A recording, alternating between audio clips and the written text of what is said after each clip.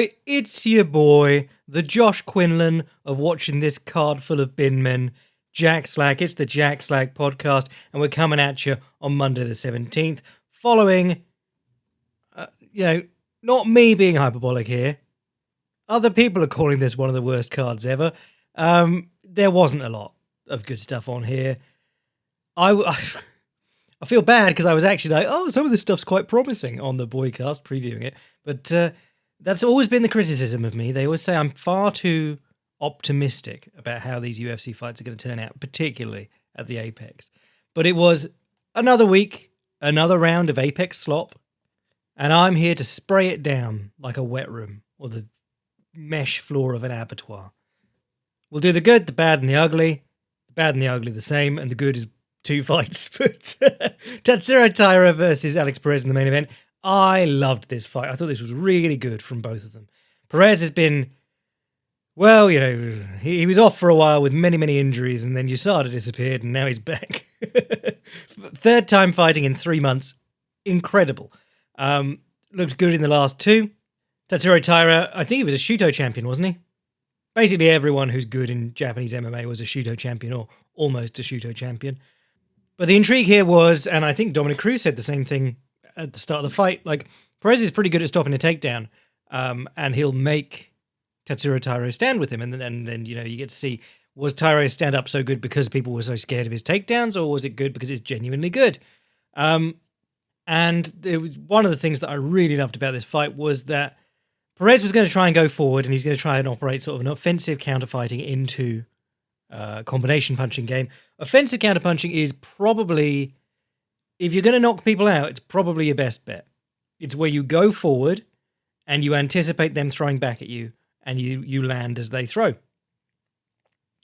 And the 2 staple counterpunches of offensive counterpunching are the cross counter, which is where you slip inside the jab. So they jab and you go towards their chest rather than towards their elbow side or outside their body. And you throw your right hand across the top, and it's called crossing the jab. So that's where the name, the cross, originally came from way back in the day, in the 1800s, when the 2 moves were the jab and the cross counter. The other one is the left hook coming off the inside slip. So you slip to the inside again, and you come back with a left hook. And both of those, Perez was able to use in this fight and trying to use at multiple points in this fight. And what I loved was that Taira was putting his jab out there as Perez closed in on him, and then he immediately went either one hand or 2 hands on the head and pulled. Because that's a big flaw in the game plan of moving your head and coming back with counterpunches. The flaw is that the opponent doesn't have to pull your head forward. They just have to catch your head while it's already leaned out of position and hold on to it. And I've been saying this about Islam Makhachev for a long time. Since the first Volkanovski fight, he was really looking for it. And in the second Volkanovski fight, he was hyper-focused on getting the double collar tie. If you watch his fight with Bobby Green, he throws a couple of punches knowing Bobby Green will slip and immediately grabs the head while it's down. Any sport where you are allowed to hold the head and knee, getting the guy to move his head and then grabbing it is a great shout. And if you're going to build your striking off straight punching in MMA, these are your best bets. Get them leaning and catch the head and start kneeing. Get them parrying and throw up high kicks on the same side. There you go. If you were wondering how to start striking in MMA, I've just done it for you. So what would happen a lot in this fight is that Perez would walk him down, Tyra would flash the jab, Perez would throw a right hand across the top or slip to the inside and try and come back with the left hook, and he'd get it, and then he'd be in a double collar tie. And Tyra would try and land some knees and elbows. What I did like in this fight was that Perez quickly recognized that the double collar tie was going on a lot, so he'd start trying to pinch it off with his shoulders. Pinch it off. If you get put in a double collar tie, that's the opponent grabbing both hands behind your head and putting their forearms down in front of your collarbone. You can do effectively an over tie. You reach up and grab their head over their arms, and then you turn your shoulder on that side as hard as you can towards the middle of their body, and that'll bring their elbows together and hopefully pop one of them off. And lots of guys have been good at that. Nick Diaz was good at that. Fedor was good at that. And it's a great way to, you club their head when you throw up the over tie, and then you turn your shoulders through to pop the hands off, and you come back swinging. So it's a great way to not break your stride. And Perez did that a couple of times. He landed a nice uppercut through the middle, which is always good against the double collar tie. If you can start moving them, and even if they manage to keep a hold, you can try and come up through the middle with the uppercut. The other look from Tyra that I really liked was the uppercut, his uppercut. He was doing a great thing where he'd give ground, and then most of the time he'd jab and try and get the double collar tie, but sometimes he'd give ground and then he'd just throw a right uppercut as Perez stepped in, and because Perez was leaning forward an awful lot and also trying to slip things, so he's bending over, and he got hit with some really nice right uppercuts coming forward. We always talk about how the uppercut is an interesting weapon because in boxing, it should be a counter, but not a counter to a specific punch. It's a counter to the opponent's posture. Whenever their head comes forward of their hips, they're very vulnerable to the uppercut. And by uppercut, I mean like upwards uppercut. If you watch something like Muay Thai where guys are very upright, the uppercut is there, but it has to go forwards more towards their face. Because if they're standing upright, there's not a lot of profile of their body coming in front of their hips for you to hit underneath. But here, Tyra was able to throw it upwards because Perez was leaning forward and running in, and it worked really well. Perez also landed some good calf kicks, which was nice because a while ago, when he fought Jussier Formiga, which was probably his biggest win before Nicolau, he found the calf kick and Jussier Formiga had no answer to it, so he just went to it over and over and over again. And it was one of those moments where the guy was like, well, I've solved striking. And it's never worked quite as well since, partly because, the years that he was out were the 3 years where the calf kick was sort of just being worked out on the defensive end. He missed out on the best time for that meta. Second round, Tyra shot a double, I think it was, got on the back, got the body triangle on the back, and sort of fell round the side, so the leg that he was hooking over his other leg was inside of Perez's knee. And he started trying to lean and pull Perez over. And it was interesting because Perez was out in the middle of the cage. And a lot of the time when you see a guy get the body triangle, his opponent, if they're standing, his opponent will walk to the cage so that the cage holds him up. Whereas, I'm sure Tyra leaning off to one side doesn't help you doing that. But Perez didn't seem to make any effort to try and get towards the fence again. He was just sort of standing there trying not to fall over in the middle of the cage. And, he ended up getting pulled way off balance on one side and his knee just went sideways and he collapsed and screamed and then he tapped. And there was big debate whether it was a TKO or a verbal submission. And honestly, the only people it really matters to are bettors because they kind of get screwed in this. If you bet it on a submission and the guy screams, which is a verbal submission, and the ref awards a TKO, then you don't get your money. It's kind of like how Rickson Gracie managed to get one of his rear naked chokes called the TKO back in the day because the guy didn't tap and he put him unconscious.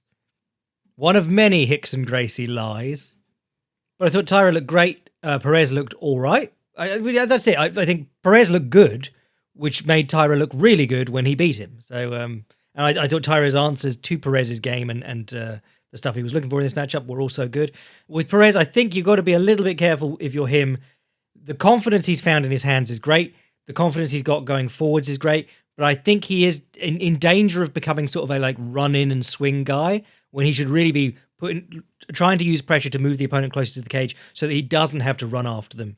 When you're jogging with your punches, it's not something you really want to be doing. You want to be getting into positions where the guy doesn't have much of a chance at retreat and you're maybe a step and a half away from him at max. You don't want to be chasing him backwards across the cage, which is a lot of what Perez has been doing in this one. And even against Nicolau when he scored the knockout, he was sort of chasing him. Did a better job crowding him because he was expecting a really good counterpuncher. But I am watching him that's part of why his head was forward of his hips all the time. He was sort of running into his shots. So what's next for Tyra? Someone said, I think it was Composer said, why not Kai Asakura on an Asian card? Preferably in Saitama Super Arena. But of course the UFC won't do that. And I think he said that. He said they'll do it on an Apex co-main event or some shit. But Kai Asakura, I don't think we touched on this last week, but he's been signed to the UFC now. He's a very successful fighter in Rising. They're talking about just getting him a top 5 guy off the bat, which I think is I'm a big fan of Kai Asakura and I've wanted to see him in the UFC for years, but I think that's a bridge too far, off the bat. I would put him in maybe the top 20 in the world, bantamweight. But there's talk of him going down to flyweight. I think that division's much more open for the taking. Think of the amount of rematches they have to do just to keep things going in that division. Whereas bantamweight is just a murderer's row, and if you lose one, it's back to square one. Other good stuff on this card, I think the Brady... Just go and watch Brady Highstand versus Garrett Armfield because it was such a good fight, it didn't deserve to be on this card. Brady Highstand was clearly the grapple-centric guy. Came out, shot a single with the head on the outside, put Garrett Armfield down in a crackdown, which is... So if you shoot a single with your head on the outside, and then you bring them down so that your chest's coming down and you're like on top of their leg on the floor, you put them in this unathletic position called the crackdown. But it is still like a struggle. They're in danger of taking your back while you're sort of on your knees on the floor, but you can run backwards into their guard and put them on their back. And it's a great way for guys who are like jiu-jitsu specialists to put the opponent in an unathletic position and create like a technical ground fighty bout. Whereas if you shoot a single badly with your head on the inside, the guy sprawls out, you end up on the bottom getting elbowed in the head. You shoot a bad double, you get sprawled out, you're on the front, you're on the bottom of a front headlock. There's a lot of things that can go wrong shooting takedowns. And the crackdown, you put yourself in a chosen form of danger, which is a positional danger. You're putting yourself in danger of the guy coming up behind you. But if you've got him on his like thigh and butt on the floor, even though he's always trying to hop up and jump around onto your back, he can't really hit you very well with anything from there. So it's really good for like unexplosive dudes like Hani Yahya, Jake Shields, people like that. But when Brady Highstand did this, Garrett Armfield managed to jump all the way over his back into an armbar attempt, which I'd never seen. And I was going, oh my God, because he had his arm, the hands weren't locked. His arm was out there free on its own. Highstand had to run around the guy's head. And then those ones are like, they're in danger of the referee stopping it, thinking that your arm's been broken. With a technical submission. There you go, technical submission, not TKO. But this whole fight was just great scrambles, high-level grappling stuff in MMA, or in an MMA context. Garrett Armfield gets on top in the second round and is in mount dropping elbows on Highstand. And Highstand, what I really liked was that he was always using the fence to push off, but he was sticking his toes and fingers in it the whole time. Which, if you don't get a point deducted for it, I do like that because it's cheating in a way that's really helping you and the ref's not noticed. If you noticed when he did his cool bridge off the fence, which we talked about the other week because Dustin Poirier did it against Islam Makhachev, really good guys with really good top control. Islam Makhachev, Glover Teixeira have been bridged off by this because if the opponent gets his feet on the fence, he can bridge so high he can just turn over. And then you're left with the choice of like holding on and turning over with him so you're on the bottom, or posting out and then he'll turn over like under you and you're in this scramble where he's getting up. But it's such a cool move because it's such a cool, I'm going to say move, but it's like any bottom pin where your legs aren't tied up. So side control, north-south to a degree, north-south-ish, mount, anything like that, you can use your legs to turn yourself over, but you've got to be aware of where you are in the cage and you've got to be able to turn your body around towards the cage. And a lot of guys get stuck there because they're constantly trying to wall walk. They end up stuck with their back to the fence and their feet out facing the middle of the cage. And what Highstand was able to do underneath the mount with his head against the cage was turn himself all the way around so that his feet were on the cage. And he turned over, got on Armfield's back immediately, I think. And in the third round, he got the rear naked choke. It is a shame because he did pull his body all the way around with a grip on the cage that was nice and low so the ref didn't see it behind Armfield. But this fight was really, really good.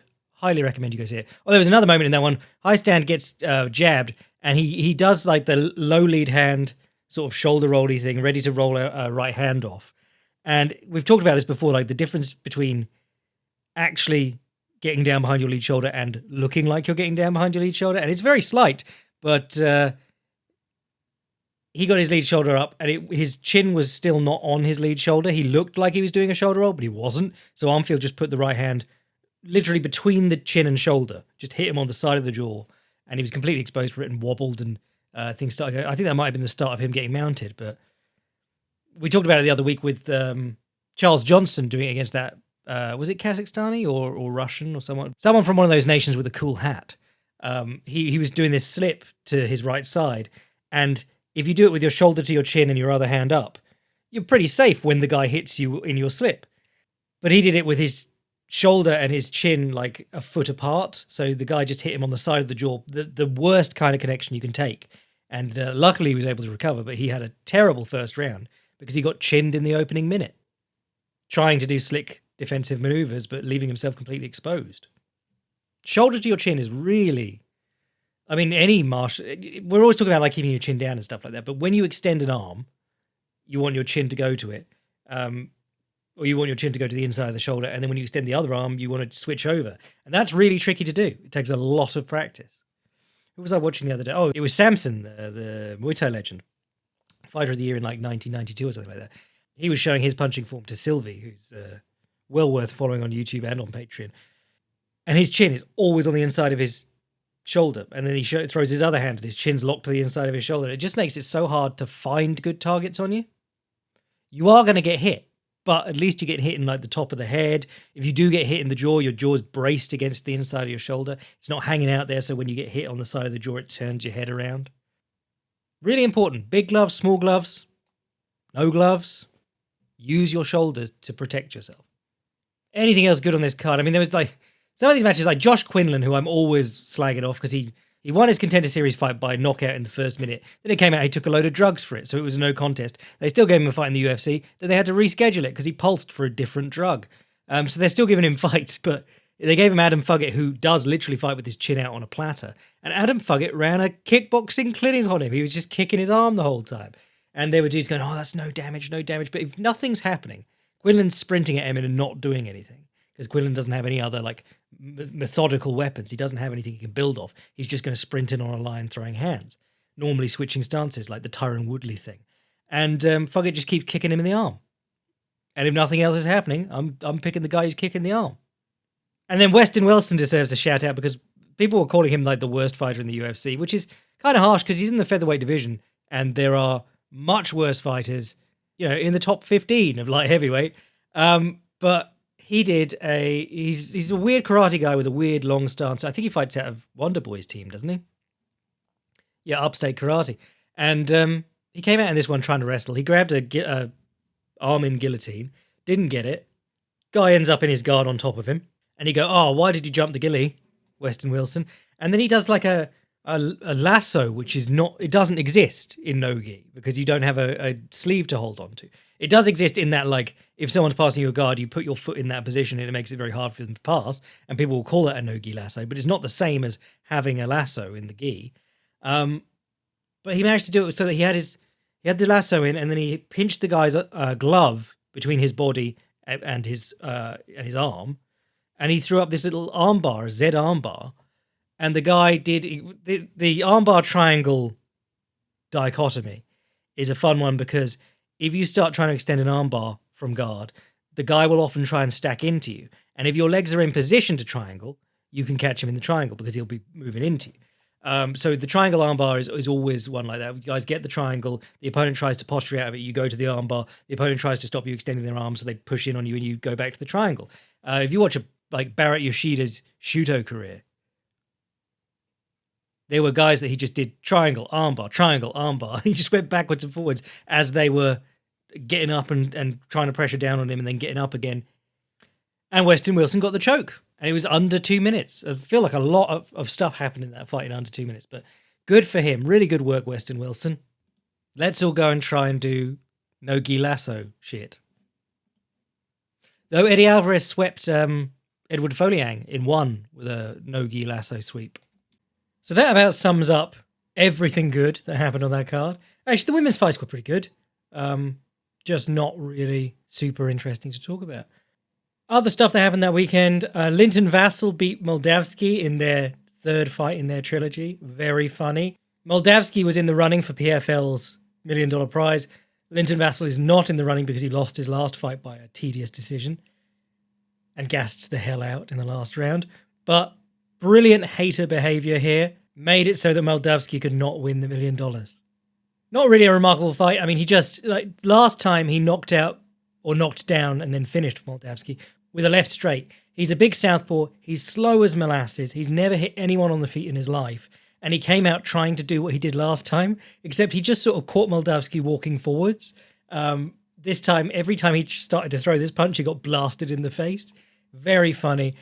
Does get taken down in the second round, and he hits a beautiful reverse knee shield or get the fuck up guard, overhead sweep. Everything about Linton Vassell's grappling game is money, except his takedowns.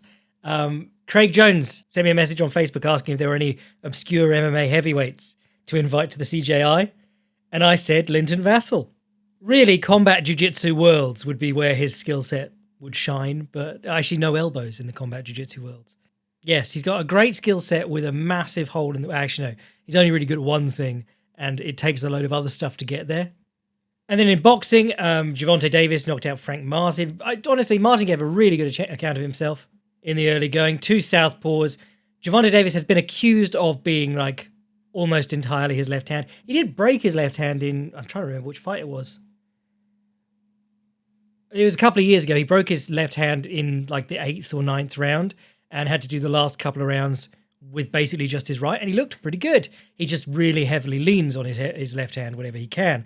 So he was against another southpaw, and he honestly did a great job getting his left hand off as much as he did. Martin was looking decent, but just kept getting cornered. And it's one of those things like if you want to get the guy in the corner and you've got 10 rounds to do your damage, or 12 rounds, as it's a title fight, there's no rush to like make everything perfect in the first round. You don't have to cut the ring perfectly and corner him. If by round 4 or 5 he's backing himself into that corner and getting himself in trouble, which is what was happening to Martin. Brutal knockout, head bounced off the canvas.